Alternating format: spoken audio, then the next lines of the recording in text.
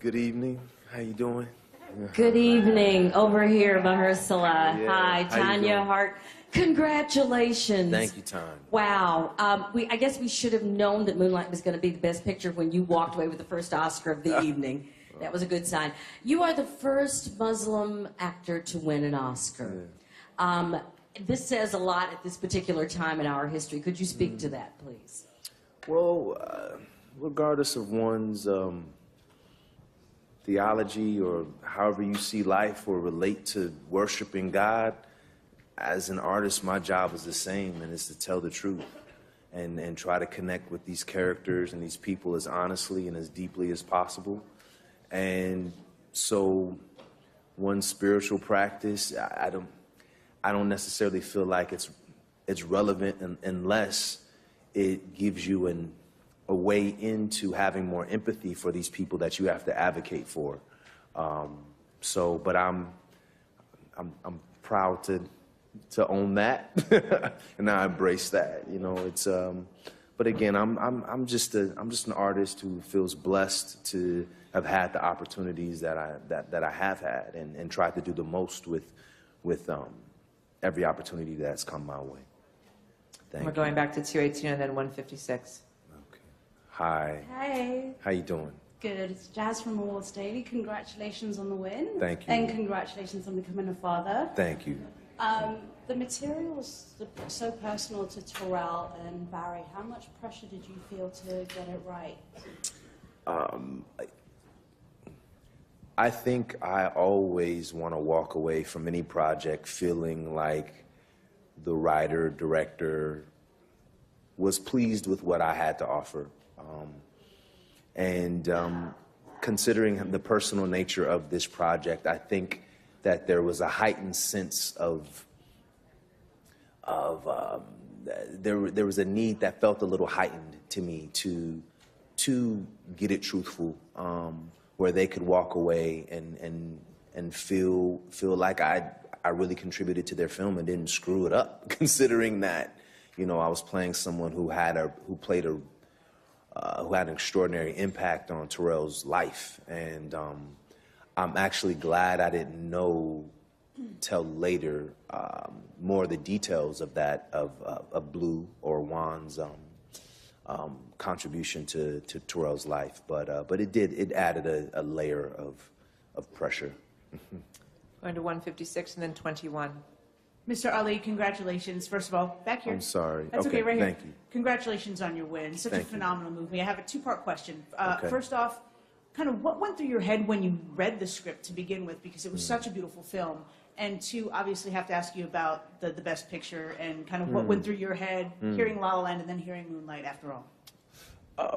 Well, I sincerely say that when I read the script, look, I don't get to read everything because there's things that I'm just not remotely right for, you know? Ryan Gosling and I read different scripts. It's just what it is, right? But in terms of as far as the scripts that I've read in my 17 years of doing it professionally, Moonlight was the best thing that has ever come across my desk. And that character, for the time that he was on the page, really spoke to my heart, and I felt like I could hear him, I could sort of envision his presence, and I really had a real sense of who that person was, enough to start the journey. And I really wanted to be a part of that project, and I'm just so fortunate that Idris and David Oyelowo left me a job, you know. Very, very kind of them. So yeah, and then in the second part of your question, you know, Moonlight, La La Land has done so well, and it's resonated with so many people, especially in this time when people need a sense of buoyancy in their life and need some hope and light. So that film has really impacted people sort of in a very different way than Moonlight. And so when their name was read, I wasn't surprised and really happy for them. It's a group of some extraordinary people in front of the camera and behind the camera. So I was really happy for them. And then when I did see security or people coming out on stage and their moment was being disrupted in some way, I got really worried. And then when they said, you know, Moonlight was, Jordan Horwitz said, Moonlight, you guys have won, it just threw me a bit, because it threw me more than a bit, but, you know, I didn't want to go up there and take anything from somebody, you know, and it's very hard to feel joy in a moment like that, you know, but because somebody else just in front of them. So, but I feel very fortunate for all of us to have walked away with the Best Picture award. It's pretty remarkable. We're going to 21 and then 173. Hi, Chris Kaltenbach from the Baltimore Sun. All right. Home to one of your other great... House of Cards. House of Cards. Yeah. First of all, congratulations on your win tonight. Thank you. And as home base for House of Cards, I have to ask you, what do you think your former boss, Frank Underwood, would have to say about your win tonight and about the way the whole thing ended this evening? Bah humbug. No, Kevin, he's been really supportive. I think it's a film that he really loved, and he's told me so. And House of Cards is the reason I'm here, you know. I've been working to that point 12 years, very steady employment for the most part, and then was finally able to be on something that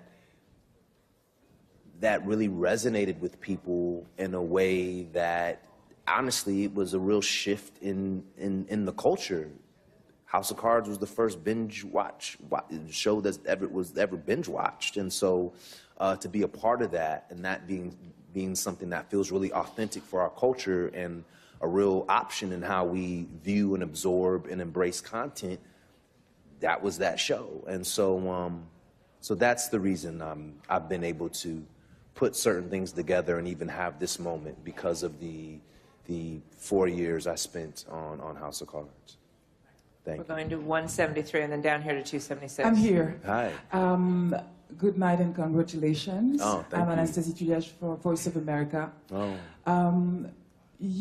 Remy Denton in House of Cards, Cottonmouth in Luke Cage, and now Moonlight. You seem to have very eclectic taste when it comes to picking your roles.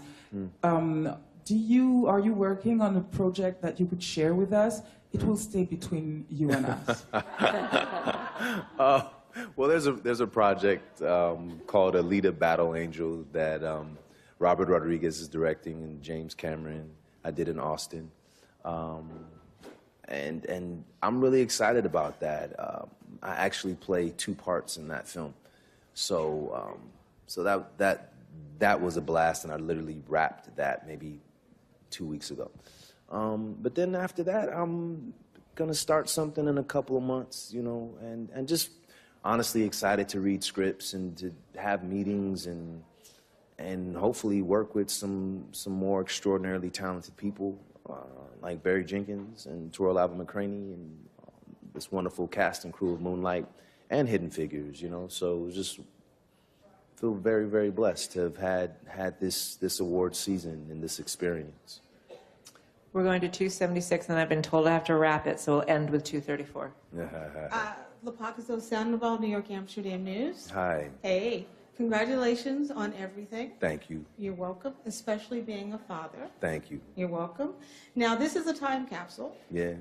Which would you like to tell your new daughter right now in this world? Give that fatherly advice. Just pray to be guided to your excellence. That's it. And we'll wrap it up with 234. Congratulations. This is Leah Cash from Celebrity Showcase. Yeah. And winning the Oscar, that's a journey that many actors want to be on. And it is a dream, dreaming big.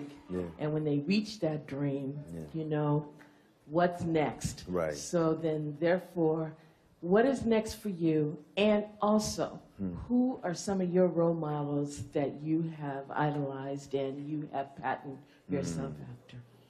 Okay. You don't play. You ask those heavy three-part questions. So as far as what's next, I think I'm going to try it this way. I'm going to just look for material that I'm inspired by and that I respond to, and just try to do my best work, you know, and keep it about the work, working with great directors and writers and other extraordinarily talented actors, because, you know, you want to be around people who are better than you and who can lift you up, where you have to raise your game, and I want to be inspired and just improve and do work that makes me uncomfortable, that scares me, because anytime you get into the unknown, you get into that fearful space, that's when you're in new territory and you have the greatest opportunity to grow and improve as a talent or as an actor, an artist, and as a human being. So, because I don't really, it's very difficult to separate them for me, you know? So that's how I would like to approach moving forward. And I think you asked me about who inspired me. Well, look, you know, we could talk about it till I'm some version of blue in the face, but the diversity topic, it's very real in that when I was growing up, I'm 43 years old, I was born in 1974, and there weren't a lot of people on TV, you know, there weren't a lot of films. It was a big deal when Billy D. Williams was in Star Wars. Like, that was a big deal in my house and in my family, and it was somebody who was in the story that I could kind of attach to and say, oh, wow, we're present as well. But for me, that person has always been Denzel Washington, because one, he's just so damn talented, but then two, to see someone who comes from your tribe, so to speak, play at the level of all the other great ones and do it so well, and be able to articulate his voice and his talent in a way that was on par with the very best. And he looks like you too, you know what I mean? And that, like, wow, there's somebody who could be an uncle of mine. Like, those are things that play in your mind as you move forward, you know. And also, what I love about Denzel is not that he's a great black actor; he's a great actor. And I've never looked at myself as a black actor. I'm an actor who happens to be African American, but I just want an opportunity to respond to material and bring whatever I bring to it in some unique fashion, and that's it. But basically, short story long, Denzel. Thank you so much, and congratulations.